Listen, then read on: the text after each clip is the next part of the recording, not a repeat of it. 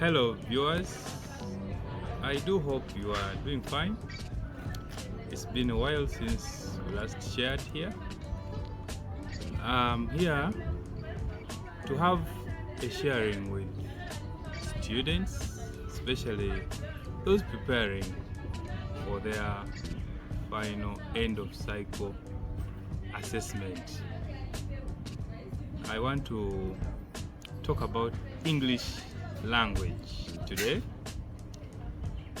and I know every student in senior 4 is preparing to write their paper of English soon, and they're wondering, of all that I've studied for the last 4 years, and I'm going to have a write-up in 2 hours, how hard is it going to be? And I want to tell you, it is not hard, just the way you've seen content delivered in class. I know you've covered quite a number of chapters and topics, and in so many years, 3-4 years, and you're going to summarize all this content in 2 hours, and you're anxious. No need to be anxious. It's about preparing yourself, getting to know what to expect. Your teachers have taken you through what to expect, because the content is known to everyone, considering that the assessment body gave us what to expect in the sample papers. English language, for instance, a student right now preparing for an exam, end of cycle, should be able to know that you are going to sit for a summary passage where you will be required to summarize a passage of a page or two in a few words, maybe 120, 130, around that. And you have been taken through by your teachers what to expect. It's about now time for you to put down everything that the teacher has been telling you. Summary writing, how you're supposed to, first of all, read through the task ahead of you so that you know what you're going to deal with. After you read the task, you now look at the summary passage, reading through with keen interest on what is expected out of you, underlining the areas where the points are. When you've done that, you now get to your space where you're supposed to write fair copy. No, sorry, not fair. Rough copy, a paragraph of what's expected of you, the major points raised by the passage, especially by making sure that you begin with the title, because the title is very, very important. If the passage is asking you to summarize, you're supposed to do that in one paragraph, one indented paragraph, unless otherwise stated clearly in the task. But if not, even when there are 2 aspects, 3 aspects, whatever the number of aspects, what matters is that the paragraphs, they shouldn't be many, one indented paragraph. But the title has to be clearly written in capital letters, or if you choose to write it using title case, it has to be underlined. That is, if it is written using title case. Now when you are through with the title is well written, and now you are structuring your summary in one paragraph. You're starting with what we call the topic sentence, which captures the issue raised in the summary passage, especially the main issue that you are asked to summarize, and you are putting them together using complete sentences. I mean, there shouldn't be something wrong for you to write out in a summary passage, because you're picking out the most important aspects of that passage, the key points raised on the issues raised in the passage, and you make sure every sentence you have at least a comma or two, and then you're writing another sentence, complete short sentences without having to repeat yourself so much, and before you know, you'll have all the scores in summary. And that's not all. When you have all the scores in summary, you will have achieved that competence of writing a summary. You can't claim to have handled summary writing completely until you consider the number of words that have been given in the task. If they tell you 120 words, it's not about assuming that you have used 120. It's about physically counting them to be sure you are within the right word count. And the counting is not only at fair copy, it is right at rough copy, because it is in the rough copy that you are preparing for the final copy. That's why all the points you expect to bring out should be brought out in the rough copy. That's why, because you are expected to write in one paragraph, that rough copy should be in a paragraph with all the expected points written in complete sentences, which are short though. We make sure that the word count is done, and when you realize you've overshot the expected words, you find what to eliminate. If you have written far less than the expected words, you find what to include to ensure that you are within the word limit. With that, summary writing will get you all the expected number of scores. I want to encourage you to feel free, ask questions about summary writing, make your comments in the comments section, because it is those questions and comments that will allow me to come back here and respond to them. We are supposed to have thorough preparation before we write our papers in the times to come. Yeah, I'm going to conclude this with a comment on with a statement on comprehension. But before comprehension, I encourage you to subscribe, like this channel, and share with your friends, so that this knowledge is shared across by everyone who needs it to make lives better for everyone. Don't forget to subscribe, don't forget to like and share the link with your friends. I want to now talk about comprehension. In the first segment, I've talked about summary writing. Now I want to talk about comprehension.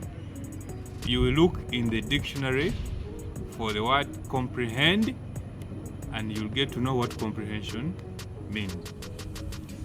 If you've looked up for comprehension, it's a passage you're going to comprehend, not just reading, getting to know the content and reproducing it as it is. No, it's about being able to respond to a number of tasks on different areas. And the areas that you should look out for as you prepare for comprehension: English is about grammar. You can't talk about English unless you've talked about its grammar. So you should expect something on grammar, one of the items to be on grammar. If it doesn't, if you don't find it among the tasks you expect, it is not over, because you have other areas to write about. Opinion, for example, you will be expected to give your opinion on one of the things raised in the passage. That passage has a story about someone, about some people, or about a society.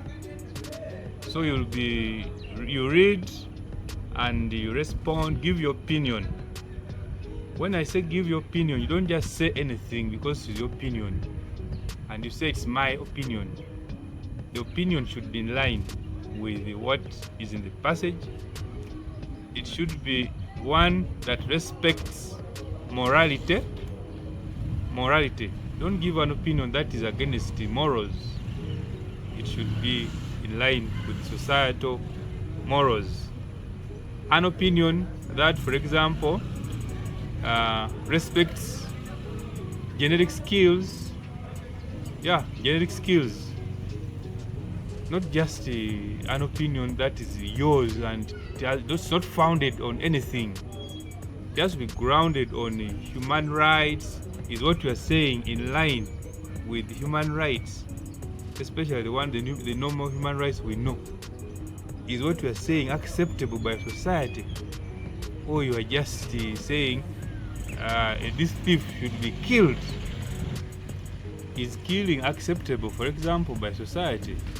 Even if you find someone in the wrong, they have wronged you, and you are with them one-on-one, you kill them unless they have armed themselves to kill you and you're acting in self-defense. But under normal circumstances, when you get someone in the wrong, you're expected to report them to authorities for further action.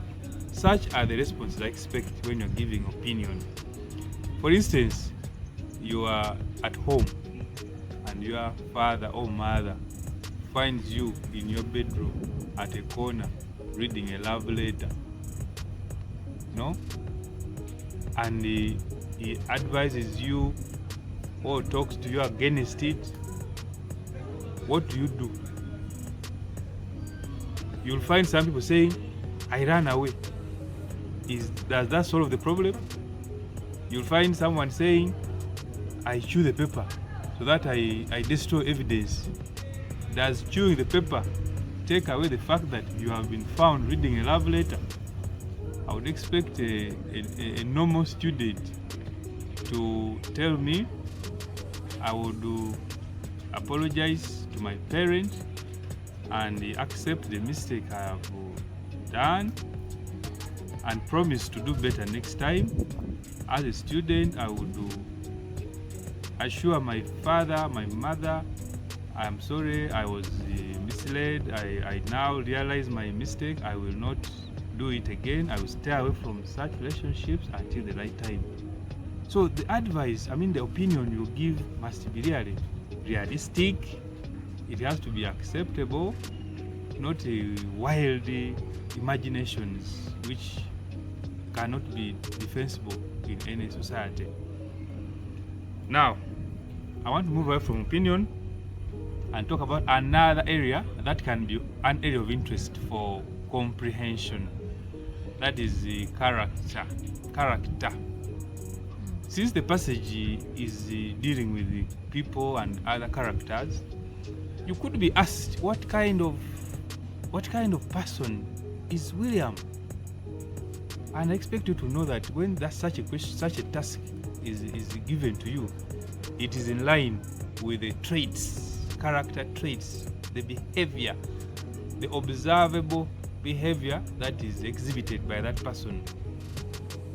And you make sure you mention it and you illustrate with evidence from the passage, not just saying James is quarrelsome and you cannot defend that.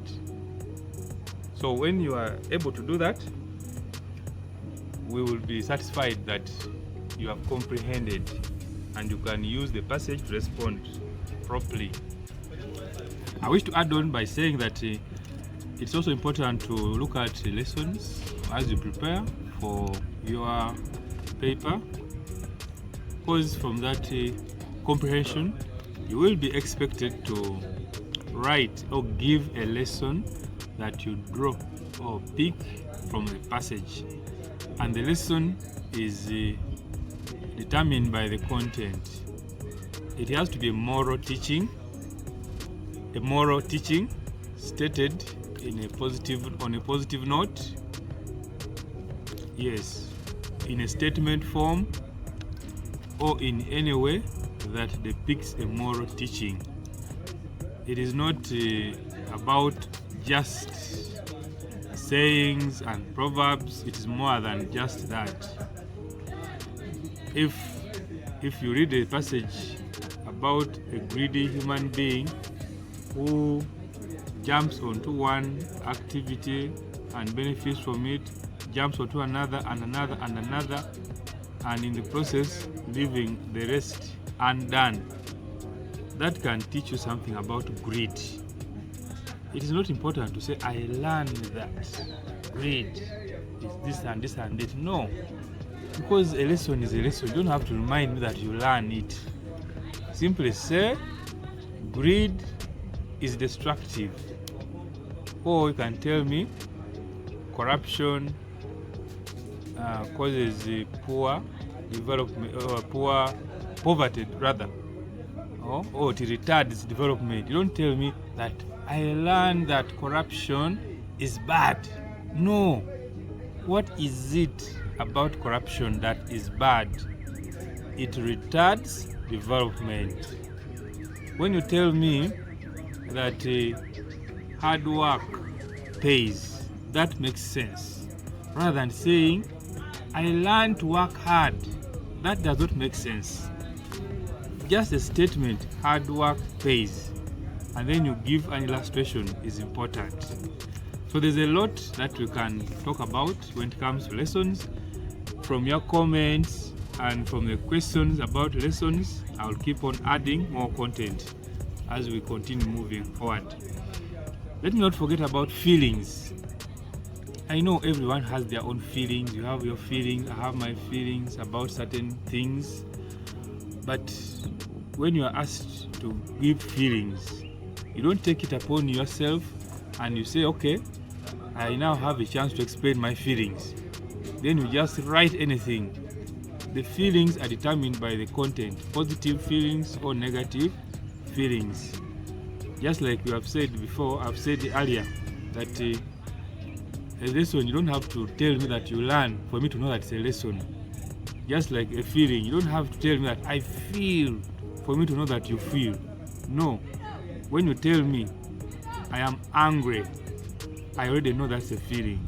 If you tell me I'm impressed, that statement, impressed, shows a feeling.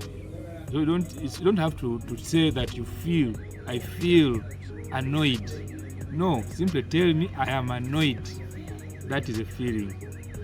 Yeah, there's a lot that can be said about feeling. Explore them. Positive feelings of admiration, impression, and lots more. Negative feelings of annoyance, disgust, and others of that nature, without necessarily having to say I feel. Then the feeling should be accompanied with an illustration from the passage to make sense. It's also important that you could be required to predict outcomes. Yes, there can be a scenario and ends abruptly.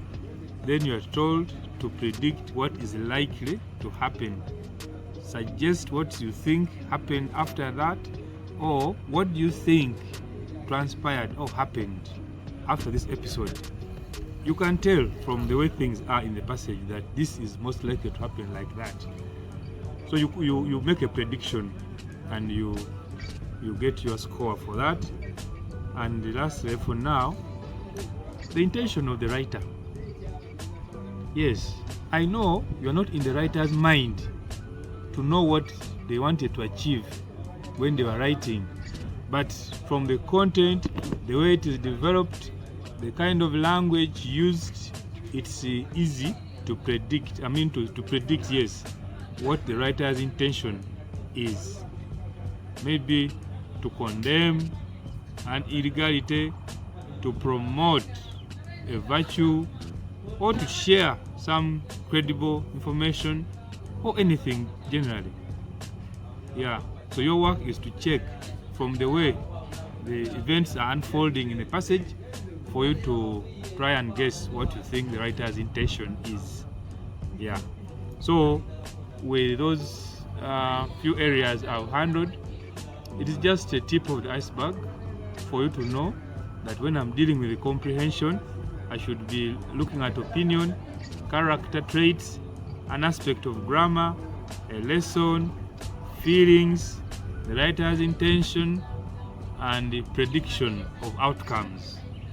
That every time you are dealing with the comprehension passage, you know these are areas that I should be focusing on as you prepare. Preparing from nowhere can be difficult, but when you know what to expect, it becomes very easy for you to prepare adequately. So today we have looked at aspects of comprehension, and we have said something about summary. In the next episode, I will share with you information on creative writing and functional writing. Feel free to share this information with your friends by sending them the link, like the page, and make your comments. I will see you again in the next episode.